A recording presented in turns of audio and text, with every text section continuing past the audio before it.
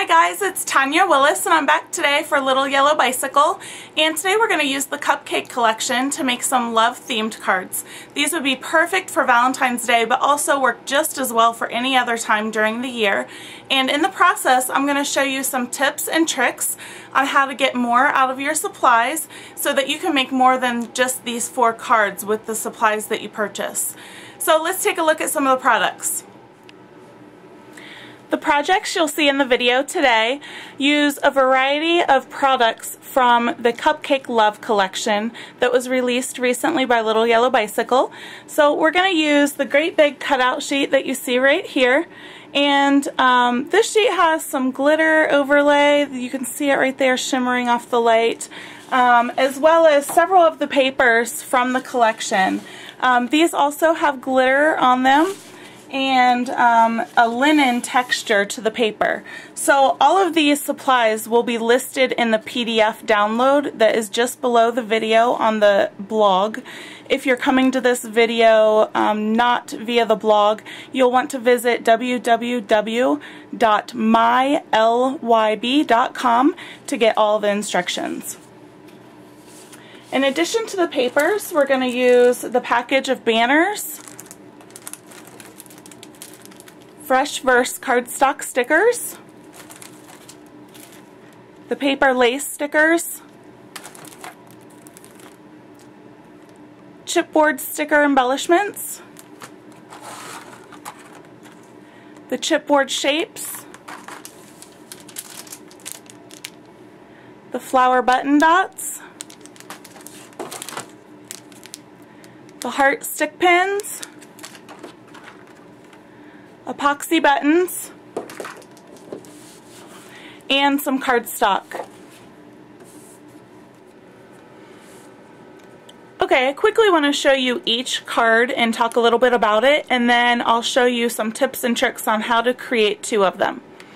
Okay, so the first one here is just a basic red card base. It's a 5x7, so if you don't have any red card bases, the measurements will be on the instruction sheet so that you can cut one yourself. I just layered all of the hearts from the big cutout sheet, stacked them one on top of another, and adhered them that way. They're already pre-glossy, pre-glittered, and then I layered on an epoxy button heart and stuck 2 red brads through instead of stitching it on. And then here is a Fresh Verse sticker that is popped up off the card with foam dimensional tape. And I layered here some of the shredded paper basket filler with a flower button dot, and then I stuck 2 heart pins right through the foam that's on the back of this button dot so that the end of the pin doesn't stick anybody when you send the card. The next one here, this is a unique card size. They call it a policy size, and I cut this card so that it would fit a regular number 10 business envelope. So I'm sure everybody has regular business envelopes sitting around at home, so this is a fun way to use those up besides putting bills in them. So anyway, this is just several layers of cardstock, the glossy glittery lollipop paper, the heart tonal paper with some paper lace, and then layered with some of the chipboard pieces, Fresh Verse stickers, and some of the paper basket filler behind it. Again, I have 2 heart stick pins sticking into the foam adhesive I used to lift this chipboard up off the card. One little tip I wanted to share with you about the paper lace.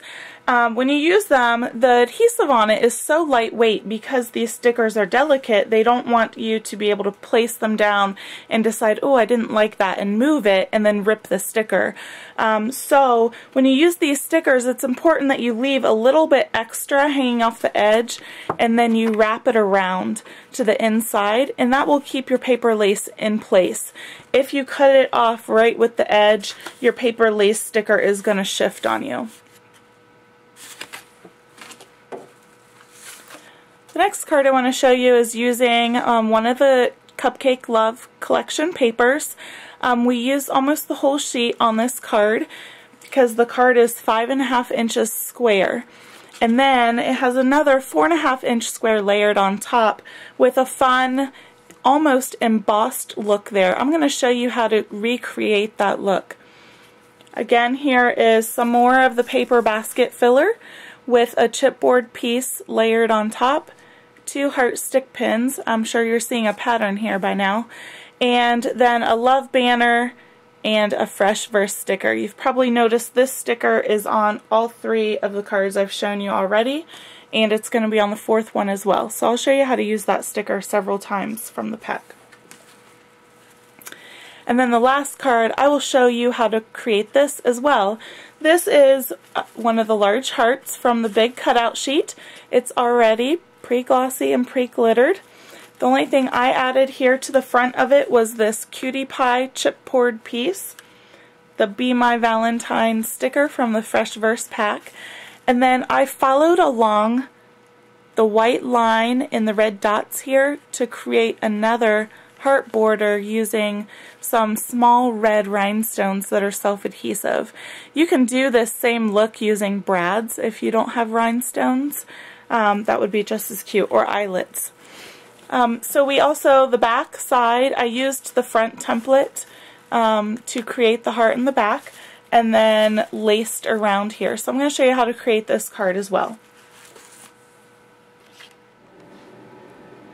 Okay, the first thing you're going to want to do is cut this large heart out from the great big cutout sheet. So then you'll end up with this. And you're going to use this as a template to create the back of your heart pocket.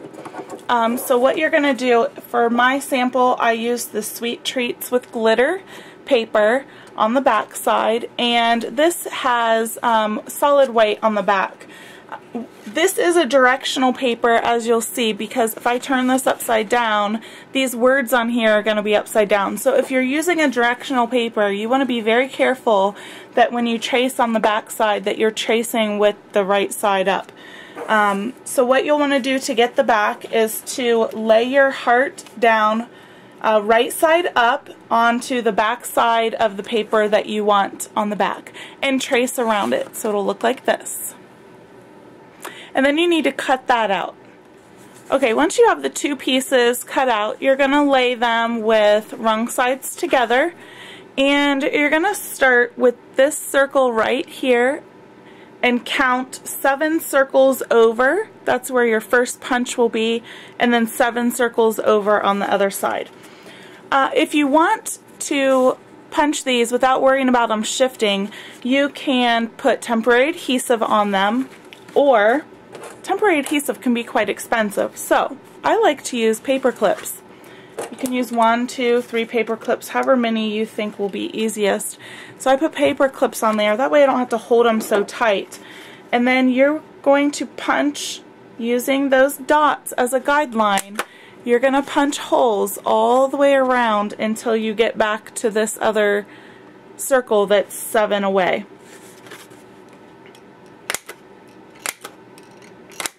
It doesn't have to be exactly precise because we're just using these holes to lace our ribbon through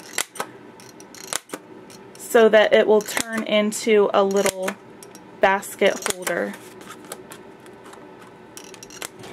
Okay, now that you have them all punched, it should look something like this. So next we're ready to actually lace the 2 together.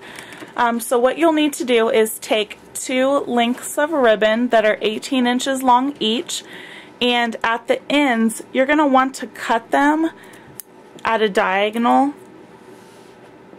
so they look like that. It's a lot easier to thread them through. So do that just to both ends of your ribbon before we get started.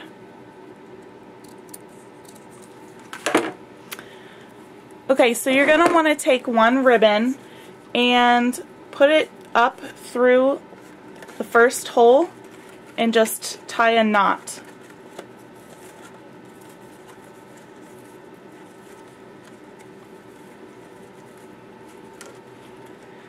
So it's going to look like this. You want the longest part of your ribbon to be coming towards the front.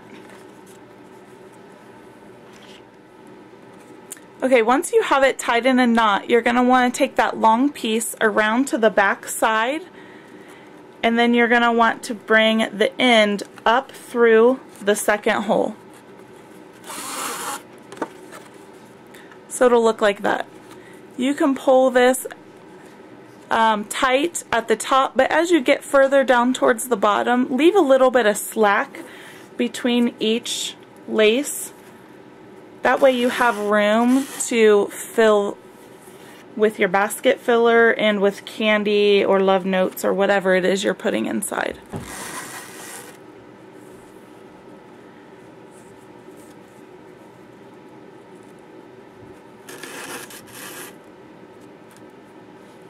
So you're going to keep going all the way around with that piece until you get down to this last hole.